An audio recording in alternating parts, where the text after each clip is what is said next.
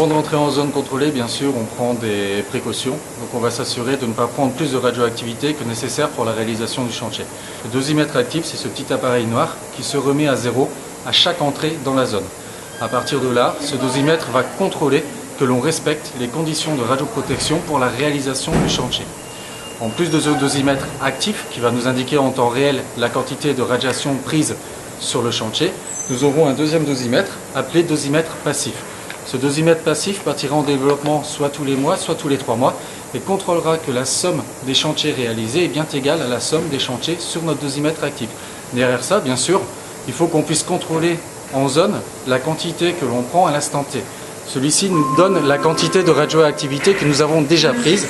Nous allons utiliser un deuxième appareil qu'on appelle un radiamètre. Celui-ci nous donnera la quantité de radioactivité en millisieverts par heure.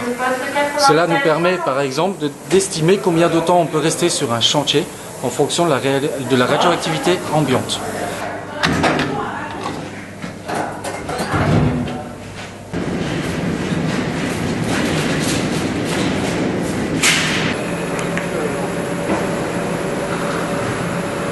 On a mis de l'eau. On a mis de l'eau pour se protéger de la radioactivité. C'est-à-dire que l'eau est un écran naturel de radioprotection. Ici, on a enlevé des éléments de la cuve et on les a entreposés de ce côté-ci, sous eau, pour se protéger de la radioactivité. Le premier élément que vous voyez ici, là où vous voyez le trou, c'est ce qu'on appelle la jupe de la cuve. C'est ce qui permet de diriger le flux d'eau, entre guillemets, à l'intérieur de la cuve. On est dans la piscine BK2 du bâtiment combustible numéro 2. Actuellement est stocké le cœur entier du réacteur puisqu'il est en inspection, plus un quart de cœur puisqu'on est en renouvellement. Donc on a 5 quarts de cœur qui sont stockés ici. Pareil, allez, je prends notre vélo, hop.